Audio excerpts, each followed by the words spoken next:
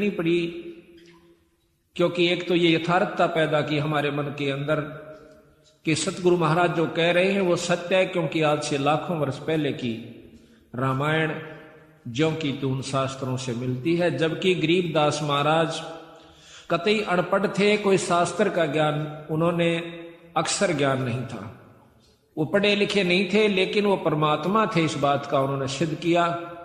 आज से लाखों वर्ष पहले कि जो भी घटनाएं घटी और जो शास्त्र प्रमाण देते हैं हिंदू और मुसलमान धर्मों के, वो ज्यों के त्यों बंदी छोड़ ने लिखवाए, ये प्रमाण करने के लिए कि मैं जो कह रहा हूं वो सत्य है। यही कबीर साहब ने लाखों वर्ष पहले की, और साथ में योगियों की वो उपलब्धियां जो कि युग बीत जाते हैं उनको जब प्राप्त होती है, वो ज्यों की त्यों बंदी छोड़ने सारा कुछ इसके अंदर वर्णन करके दिया। उन योगियों की उपलब्धियां बताई कि कौन सा ऋषि ने क्या उपलब्धि की, क्या साधना की, उसके प्रति उसने क्या उसके प्रति पाया फलस्वरूप, और फिर उससे आगे उसके साथ क्या बना, ये भी बंदी छोड़ में इसमें लिख रखा है। तो इससे हमें ज्ञान होता है कि सतगुरु कबीर साहब व गरीबदास जी महाराज एक ही थे, सिर्फ नाम की भिन्नता थी, शक्ति में कोई अंतर नहीं था।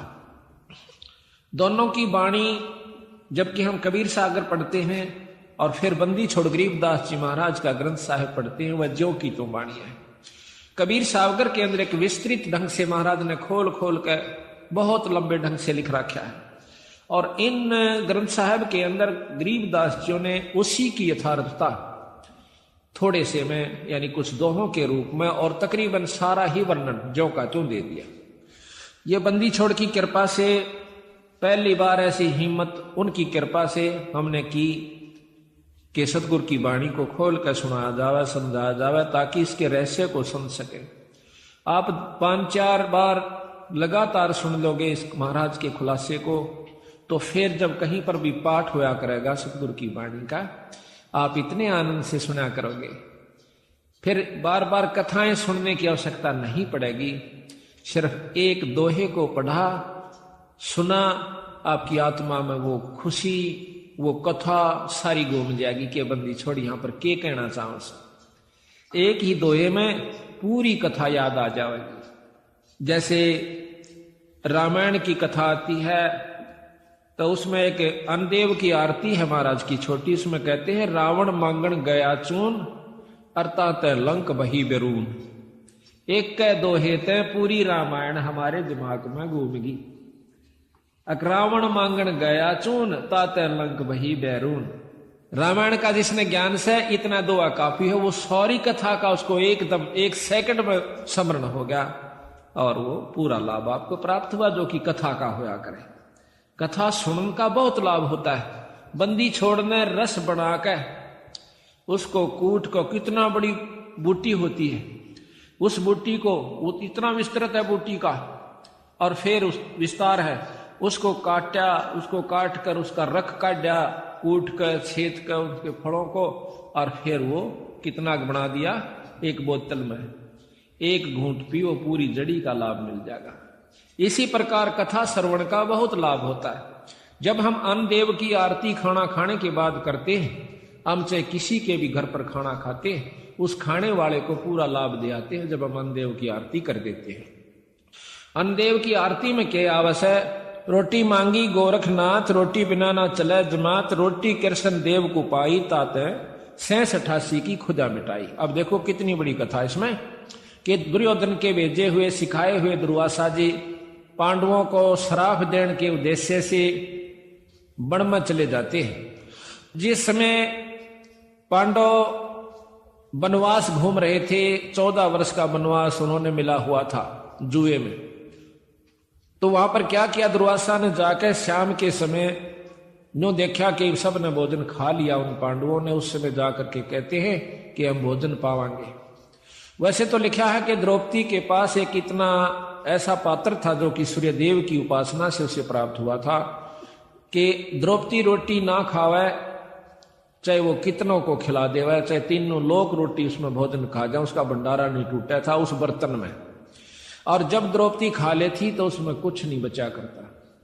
इसी प्रकार कहते हैं कि जो खाना परोसने वाली खिलाने वाली है अब तो नहीं रहा, पहले ऐसा ही होता था। बुढ़िया पाछे खाया करती सबको खुआ करके, जो भोजन परोसा करती थी उसमें बरकत हो जाती थी।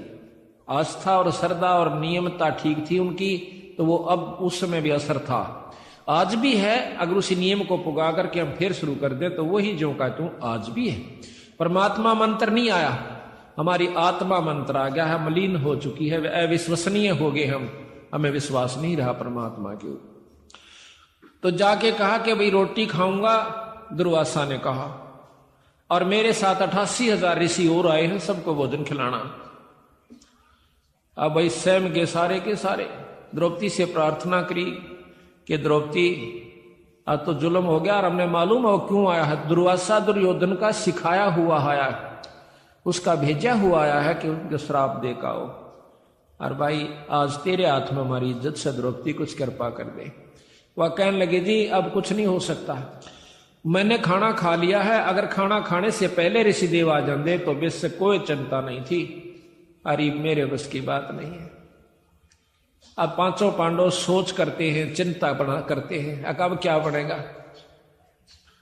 द्रौपदी अर्ज करती है भगवान कृष्ण से, उसी समय सतपुरुष कबीर साहब कृष्ण रूप बना कर आते हैं, क्योंकि जहां पर महाराज कहते हैं दास गरीब साहेब दुखता दड़े, जहां किसी के साथ जुल्म होता है वहां पूर्ण ब्रह्म परमात्मा आकर के मदद करते, नहीं तो यू काल इनको खत्म कर दे, भक्ति उठ जावे यहां से, खत्म हो जावे, को भक्ति न चावे भी को ना, अरे तो चावे है काल की भक्ति ना करे कोई किसी प्रकार, लेकिन बंदी छोड़ इस भक्ति की आस्था जमाए रखने की खातिर खुद आकर प्रकट होते हैं।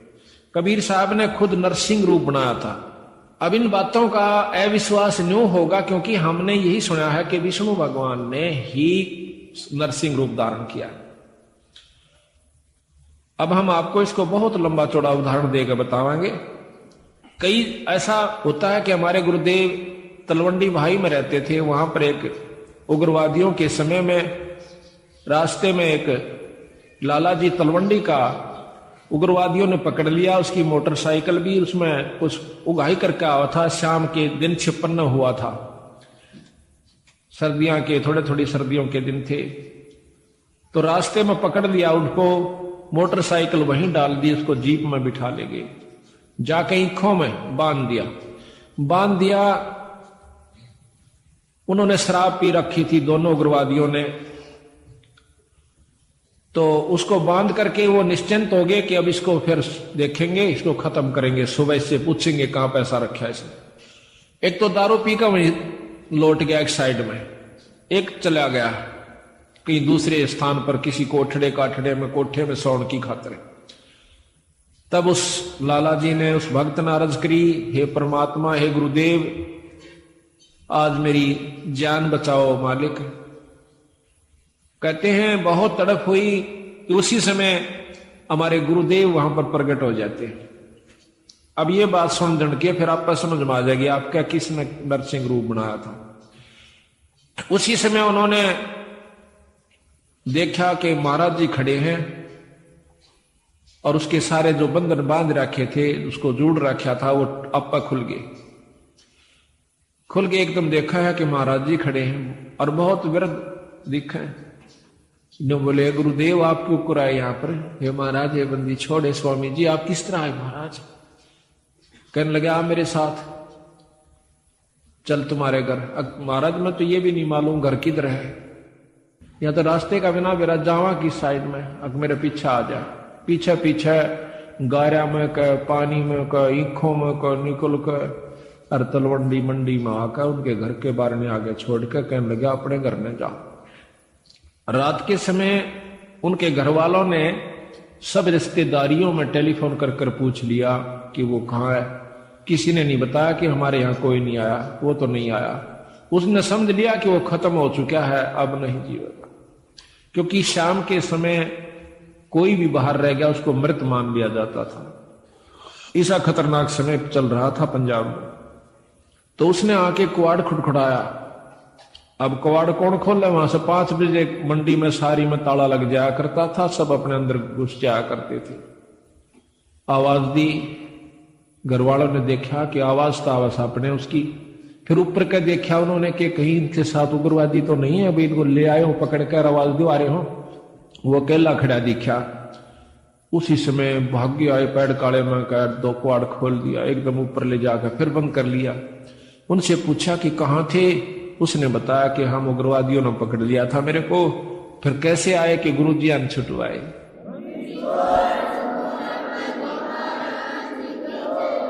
कहते गुरुजी ने छुटवाया। गुरुजी गए थे वहां पर, मैंने खोल के लाए, आज में मार दिया जाता। तो महाराज जी उन दिनों बीमार चल रहे थे, बड़े महाराज कुटिया में थे तलवंडी। तो कहने लगे वो सारा परिवार सुबह सुबह, हे सतगुरु आपने रक्षा कर दी, ये बंदी छोड़, हे गुरुदेव, हे स्वामी जी, आपकी कृपा से हमारा लड़का बच गया है। महाराज आपको कैसे मालूम हुआ आप वहां पहुंच गए? अब वो न कह रहा के कह रहे हो तुम, मुझे ध्यान अच्छी तरह बताओ, कहना क्या चाह रहे हो, कौन मर गया कौन बच गया।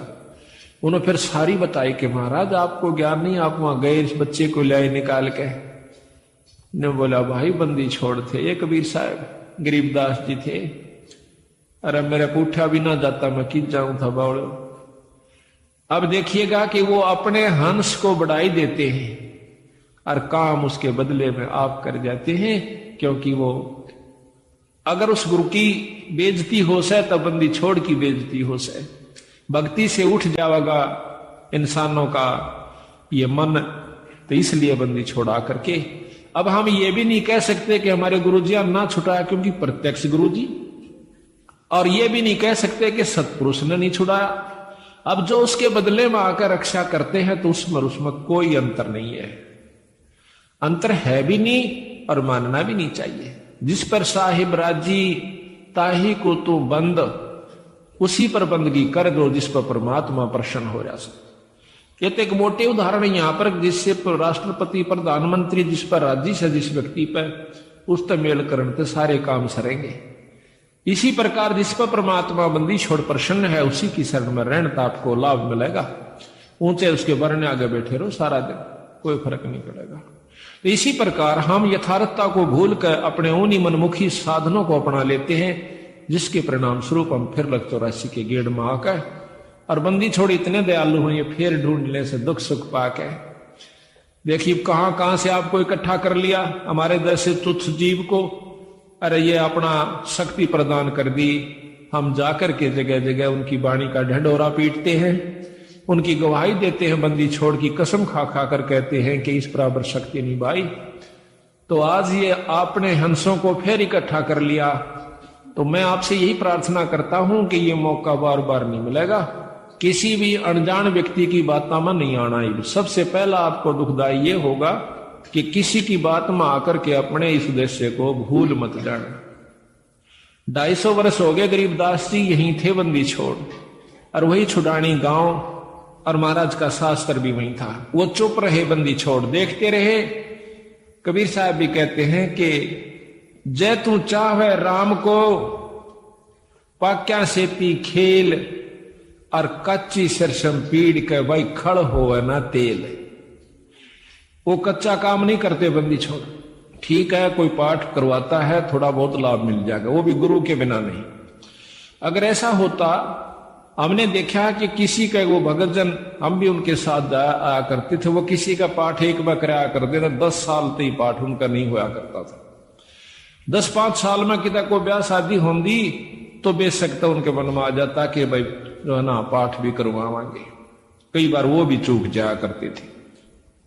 तो आज बंदी छोड़ की कृपा है कि हमारी ये पुण्यात्मा साल में 3-3, 4-4 पाठ करवा लेते हैं। एक तो स्वयं तो हो जासा आप करवा दे बंदी छोड़, ईसा सुख दे है आत्मा नो कुरड़ा उठे से एक बंदी छोड़ के नाम पर जरूर करना चाहिए पाठ।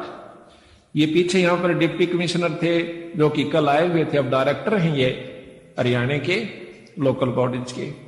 ये यहाँ पर श्री गुलाब सिंह जी स्रोत IAS, तो इन्होंने मेरे ख्याल में ये नवंबर में शुरू किए थे। हमने पहला पाठ नवंबर 96 में किया और अप्रैल मई में ये चले गए थे ट्रांसफर होकर के डायरेक्टर बनकर।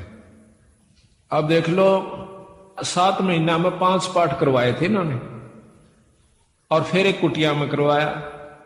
अब पिछली की हुई कमाई तो इनके सामने है कि आज एक राजा है, और अगली फिर दोनों हाथा शुरू कर दी बंदी छोड़ की वाणी का। तो इससे सिद्ध होता है कि बंदी छोड़ प्रसन्न है कि जो हम कार्य कर रहे हैं, और इसका परिणाम यही हुआ कि आपको यहां पर अवसर भी देते हैं, हिम्मत भी दें से, और समय भी देते हैं, और धन भी दें से, आपकी आप आस्था बन जाएगी। तो ये कच्चा काम नहीं करते बंदी छोड़। तो इन्होंने 250 वर्ष इंतजार करनी पड़ी कि कोई इस बात को समझ कर और नीयत से, इसमें छल कपट नहीं चलता, इसमें पॉलिटिक्स राजनीति को बंदी छोड़ पसंद कतई नहीं करता। यह हमने आजमा कर देख राखी। अगर मैं भी कसूर करूंगा तो मेरा वो दोनों बात से अपनी छतरी अपनी छाया हटा लेगा ऊपर तय, और भाई ने वाह बात से घर तो बाहर लकड़ते पाला पड़े सही कर्म का, जाडा लगेगा सर्दी लगेगी। इसी प्रकार सतगुरु अपनी छत्र छाया में अपने बच्चे ने छाती का ला कर रखे। जिस प्रकार छोटे से बच्चे ने माता पिता और दादा गुदड़े में लको कर रखा करे अकेले इसका सर्दी ना लग जाए, तो न्यू हमारे को बंदी छोड़ जब उसकी शरण में आ जाते हैं इस प्रकार रखे से। पर हमारी कुमत जो से थोड़ी को ना चौथे युग में आ गया, इकट्ठी होती होती आ रही से। महाराज कहीं युगन युगन की वासना हुई इकट्ठी आन, निर्मल क्यों कर होगा कोई संत लगा नहीं कान। तो बात यही हमारा कहने का तात्पर्य है कि जो 40 साल से वहां पर पापड़ बेल रहे थे उनकी करनी में अंतर था, उनकी कथनी कुछ और करनी कुछ रही। यहां पर कथनी थोड़ी हो करनी अधिक हो, जो परमात्मा बंदी छोड़ प्रसन्न होते हैं।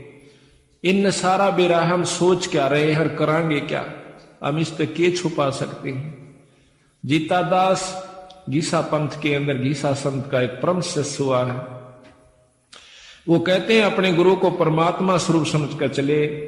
तो वह कहते हैं कि मेरे पर्दे के महरमी पिया जी, अपने गुरु को कहते हैं, और आपसे कहां लको लो जिया जी, पर्दे तक के आप मेरे जानने वाले हो, ये बात तो मैं के छुपा सकता हूं मालिक।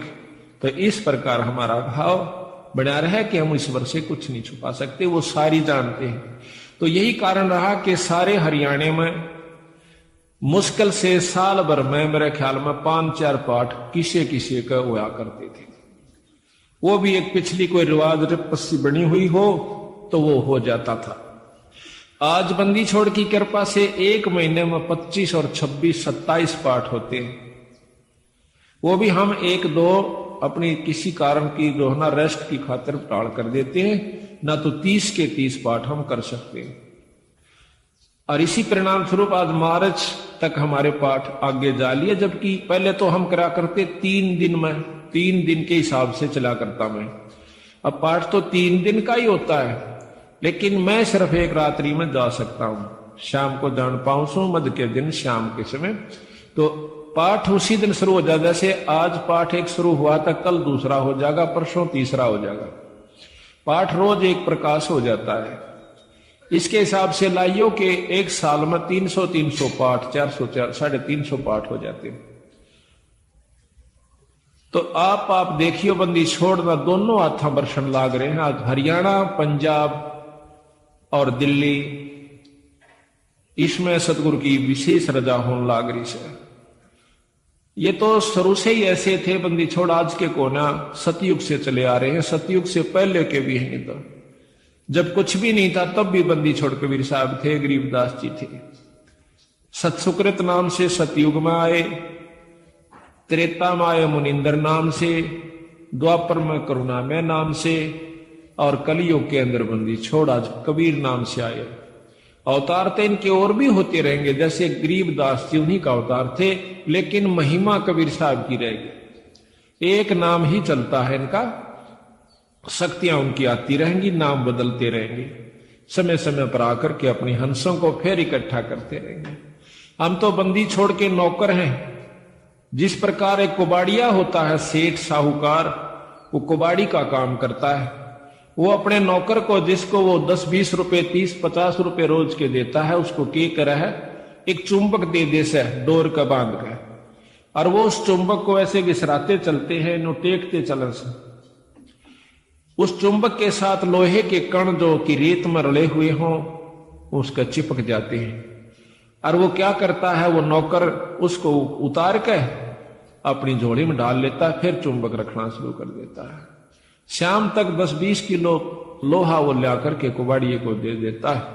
इसी प्रकार बंदी छोड़ ने अपने नाम रूपी वाणी रूपी चुंबक हमें दे रखा से हम हर गांव में इसको टिका टिका कर देख रहे हैं। जो बंदी छोड़ के हंस यानी अनुकूल व्यक्ति हैं, जो अधिकारी जीव हैं, वो तो सतगुरु की बात सुनते चिपक जाते हैं। और जो कुबाड़ से जो कि वो नहीं, उनके अनुकूल नहीं है सतगुरु का हंस, उसने हम 100 बार कहला जब भी नहीं हमारी बात सुन सकता। क्योंकि जिस प्रकार लोहे ने लकड़ी पर 100 बार रख ले और किसी चीज पर रख ले वो नहीं पकड़ेगा। तो बंदी छोड़ के जो प्यारे हंस हैं वो हर गांव से इकट्ठे होकर के आज देख लो कहां कहां से आकर के, और 2.5-3 साल के अंदर अंदर बंदी छोड़ की कृपा से हजारों की तादाद में भक्तजन इकट्ठे हो गए। एक परिवार में शुरू हो से सारा परिवार बंदी छोड़ की शरण में आ जाता है। और अभी यही हो रहा है इसके विपरीत के एक व्यक्ति भी बिगड़ गया तो सारा परिवार का ही वही हाल हो जाएगा। तो सावधानी ज्यादा से इसमें अपने अहंकार मान ने खो कर रखे, माटी समझ ले, जैसे काल उदाहरण दिया था। तो इसी प्रकार दास भाव हमारे अंदर आ जाना चाहिए। तो कहने हम ये चाह रहे थे कि वो कृष्ण भगवान जब वहां पहुंचे बंदी छोड़ कृष्ण रूप बना करके जाते। अब देखिएगा कि परम शक्ति जो है वो भगवान कृष्ण के भी साथ है कबीर साहब, भगवान विष्णु ब्रह्मा के साथ भी है, शंकर जी के साथ भी है, क्योंकि ये तीनों उनके शिष्य हैं। और हमारे तो वह बहुत अच्छी आत्मा है, परमात्मा इसलिए कहलाते हैं, उनमें दया भी ज्यादा है, वो सहनशील भी ज्यादा है। वो तीनों के तीनों ब्रह्मा विष्णु महेश भी बंदी छोड़ के शिष्य हैं। कहते हैं हमने ब्रह्मा को नाम दिया, ओम मंत्र दे रखा ब्रह्मा को, विष्णु को नाम दिया हरियम नाम विष्णु को दे रखा, और शंकर भगवान को सोहम मंत्र दे रखा सतगुरु ने। और वही मंत्र हम फिर उनके अनुसार भी जाप कर रहे हैं। तो उनका जो असली नाम है वो अभी इनको नहीं दिया, क्योंकि इनों में वो भाव उत्पन्न नहीं हुआ। तो बेशक हम पहला मंत्र देते हैं, वही परंपरा है। उस मंत्र के बाद फिर देखते हैं कि इसमें कुछ आस्था बढ़ी है तो हम सांस का सुमन दे देते हैं, और भी ज्यादा वो परख की जाती है कि इसमें कितनी आस्था बढ़ ली है। उसके बाद फिर उसको सार नाम दिया जाता है। आस्था के साथ उसकी कमाई देखी जाती है, कमाई का नारा पता लग जाए हमने कि इसमें कमाई है कि नहीं है। इतना बंदी छोड़ने शीशा दे रखा है तो उसको सार नाम दिया जाता है। उसको वैसे नहीं दे, हम चाहे कितना प्यारा हो, चाहे काली मानो, चाहे राजी हो, वो उसकी इच्छा। तो इसी प्रकार सतगुरु महाराज ने कहा कि नाम के बाद फिर शब्द दिया जाता है, सार शब्द। वो तो बहुत ही कति नो ताक है और परख के जमा घिस निकल ले है जीव की जब दी जाती है। पर बंदी छोड़ने बता देंगे कब ये अधिकारी हो चुका है। तो वो तीनों के तीनों भी बंदी छोड़ के अंश है। यानी महाराज कहे हैं कि सतगुरु ताना तनिया, गरीबदास जी कहें सतगुरु ने ताना तनिया और तीनों बे राथ रछीड़ा है। राछ रछीड़ा ये ताणी बनाने के इस वस्तु ने सामान ने राछ का आकर रछीड़ा का आकर कि ये जो तीनों ब्रह्मा विष्णु महेश के द्वारा यह सृष्टि यहां की रचवाई है, और ये तीनों राछ रछीड़ा है। यानी एक तो बनावस है, एक पालन पोषण करता है और एक संहार करता है। ये तीनों राछ रछीड़ा है सतगुरु के। तो यहां पर भगवान कृष्ण के रूप में सतगुरु महाराज आते हैं और आके कृष्ण भगवान पूछे है, क्योंकि अब कृष्ण का ही रोल चलेगा। अब जैसे ऊपर से हुक्म आया एसपी नहीं जाना है तो वहां एसपी ही जाएगा। दूसरे मोटे अक्षर में यही समझ लो कि हुक्म प्रधानमंत्री का है या मुख्यमंत्री का है, लेकिन उस मौके पर एसपी जाएगा, वो अपना कार्य वहां पर पूरा कर रहा है। तो वो कार्य उसी के जिम्मे से, उसी के द्वारा ही करवाया जाएगा। प्रधानमंत्री आकर एसपी वाला काम नहीं करेगा, उसमें अपनी शक्ति भेज देगा। हुक्म शक्ति है, जाइए आप वहां पर ये काम कर दीजिए, फिर उसमें के टाल से वो जो चाहो अपना नियम अनुसार कर देगा।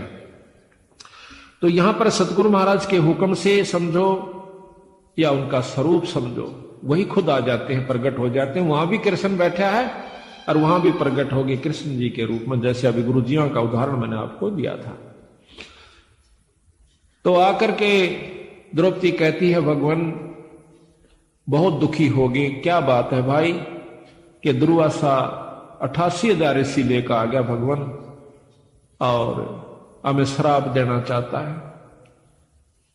तो भगवान कृष्ण भी कहते हैं कि पहले मुझे भोग लगवाओ द्रौपदी, भोजन पुआओ, खवाओ, जब मैं जाकर के आपको कोई सहयोग दे सकता हूं।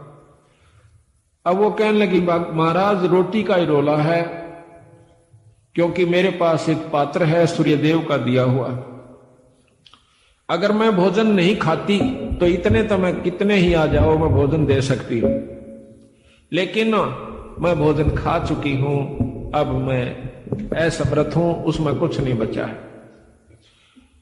कृपा हमारी दुविधा को, हमारी मुसीबत को दूर करो मालिक। कहने लगा द्रौपदी ढूंढ कोई भोजन का किरका, प्रथम करूं आहार फिर मेटू मुनिजन की तरखा। पहले मैं आहार करूंगा, भोजन करूंगा। कहते हैं जब है द्रौपदी पात्र दिखलाया तो उसमें एक साग का पत्ता लगा हुआ था उस पात्र में, उस बर्तन में। तो घोड़ पिया जगदीश वहां मुनिजन अफराया, उसको घोड़ के नोबल इसमें पानी गाल के हर लिया। थोड़ा थोड़ा तरतरा सा एक साग का पत्ता लगा हुआ, हरे साग का, उसको पी गए। कहते वहां पीते ही और वहां पर मुनिजन अफरा दिए, 88,000 छिका दिए, पेट पाटन न हो गया। भीम को कहा कि जाओ उनको बुला कर लाओ कि आओ भोजन कर लो ऋषि देव। तब जाता है भीम, वहां देखे हैं कि ऋषि जी जड़ों करड़े छकरे हो और लोटन लाग रहे से, नो मरोड़े मारे से, क्यों करे हजम हो जा, घना खा लिया। तो जाके भीमसेन कहते हैं कि चलो ऋषिदेव भोजन तैयार से, जो जो आपने कहा था वही भोजन बनवाया है।